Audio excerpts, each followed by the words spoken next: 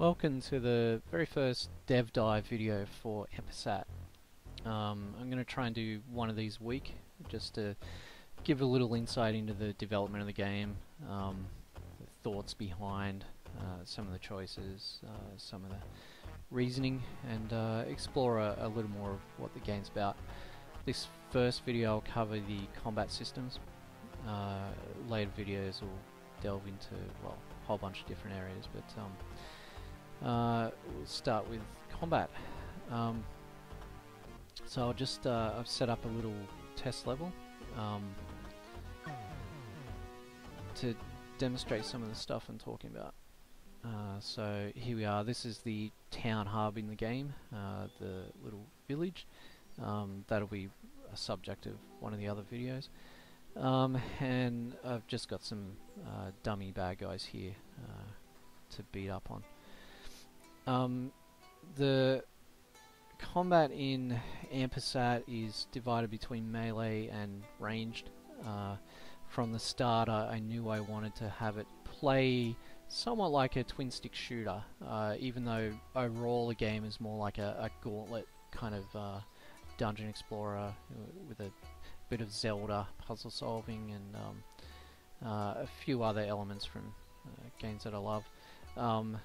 But I wanted to combine the hack and slash with the twin stick shooter element, and originally, you know, I hoped I could balance the two so that they would be roughly equivalent. So you could either hack and slash or shoot, and they'd both be as effective. But I came to realize that you'll never quite match them, because ranged attacks allow you to basically run away and shoot while you're running away, and that can be a lot safer to do. But I did try a lot of tweaking, and that's ongoing up until release, to improve the melee to the state that's an effective strategy. So I'll cover melee first. I'll grab this weapon here, the lance. I'll just start with the crappy sword that you start with. It's somewhat combo based, the melee. Every weapon has at least two different attacks, so a swing there and then a stab. You can interrupt attacks. You don't need to wait for the first attack to finish. The only restriction is the attack rate of the weapon itself, but that can also be enhanced by buffs, you know, natural perks as you go up level, and some armor, and in fact other items can increase that attack rate. But apart from that, you're free to keep attacking, and if I equip this lance, you'll see the attack rate is much higher. And there you can interrupt the attacks, so you have your right hand and left hand, but you can interrupt that much quicker. So as your attack rate goes up through other means, your attacks get much faster.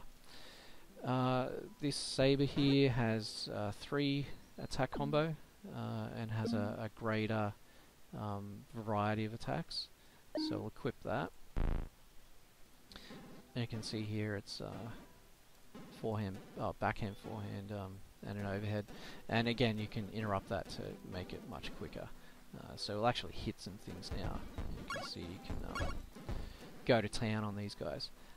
So the real goal, core goal for me for melee, is to make it fluid and fast. So you can see you can just swing around and wail on these guys. And it's quite effective. By the way, this weapon also causes poison. You can see he's run off poisoned. Keeps damaging over time. There's about 10 different status effects that you can apply with various weapons. So things like slow, stone, so they can't move at all. Fear will make them run away. You can depower them, you can make them more vulnerable, and so on. Now, some weapons, there's only a few, but some of them also have an area effect in their combos. So this Warhammer is one of those. So on the third attack, you'll see a little area effect here. One of the other Let's see if I can show that. Almost got him. One of the other ways to improve melee or to make it more effective as a strategy is the knockback system. So you'll see when I hit this guy, this Warhammer has much stronger knockbacks. It's got a 2.2 knockback when you compare to the Saber. It's got 1.8 more than the Saber. So it will kick back things quite a lot. Now, not only does that get them out of attack range if they're melee, it also reverses their attack. So it kind of winds back their attack clock. So if they're about to attack, it'll pause their attack for a short period. So if I hit this guy, you can see he gets knocked back quite a lot, and it can be quite effective. There we go. Now, the knockback actually depends on the type of monster. Some of them are very not impervious, but resistant to knockback. So, there's a giant elephant zombie, you're not going to knock him back. But little elves and things, you smash straight into a wall. You can also... knockback will delay ranged attacks as well, so it can be effective to dash into a spellcaster and just keep wailing on them, and if you're fast enough you can stop them from ever getting a shot off. By the way, I mentioned dash there, so that's your dash attack, and that does... It's classified as melee damage, but it does a different amount of damage. So up here in your stats you can see your dash damage, so it's fairly low at the moment, but some of the perks and weapons and armor will increase that, so you can get it up to double figures, and it can be really effective to just plow into a whole bunch of dudes. So I'll just do an example here. You can send them scattering. So I'll move on to ranged attacks now. That's what this targeting line is all about, of course. You start with this crappy magic missile and a pretty poor staff. So the system in Ampersat delineates between the weapon and the spell, so you can have different ranged weapons, different staves and wands and so on, and then you can load them up with different spells. So the weapon itself will control elements like your range and your speed, and in particular the percentage of damage that you do. So I'll pick up a couple of these weapons. These are ranged weapons. They're a couple of the more interesting ones in the game. We've got an amputated limb and a skull. And you can see here the limb, for example. If you pair that with a chaos spell, it'll increase the damage of that spell by 30%. But if you use a kinetic damage spell, it'll reduce the damage by 20%. So you've got to put some thought into what spells you use with what weapons. And sometimes you may accept that damage hit if it's complementary in other ways. For example, you could have a spell that does a massive amount of damage, but it's really, really slow. So your damage per second actually is quite low. But if you pair that with a ranged weapon that has a high fire rate or a faster speed, then it can counteract that deficiency and give you a higher damage per second. So I'll just equip this guy, and you can see now I'm already casting faster with that weapon. Now I'll grab a couple of spells here to load into it. And you can have both a primary and an alternate spell, and you can switch between them on the fly. So I'll equip this icicle as my primary and this fireball as my alternate. And you can see here some of the statistics for that. So the spell itself will also contribute to the range and speed. So you combine that with the stats from the ranged weapon to get an overall speed rate, for example. So now I've got this icicle, and you can see the icicle shoots backwards as well, so it's a nice defensive weapon. And then on the fly you can switch straight to this fan of flames, which fires out 3 fireballs. And so you can just keep switching on the fly. Now it's really useful in a kind of Ikaruga kind of way to match the elements of enemies that you're facing. So for example, if you have a creature that has a high fire resistance and you're trying to hit it with fireballs, it could be counteracting like 80% of that. So switch to your icicle and you'll be doing 80% more damage. So on some levels you'll find yourself switching very rapidly between them depending on what you're targeting. And shoot some guys while we're at it.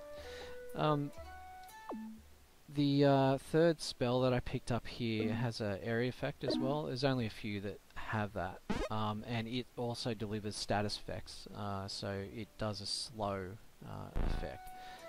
So if I shoot on some of these guys, you'll see it's done an area here, and they're slowed now, the guys who are red here. There we go.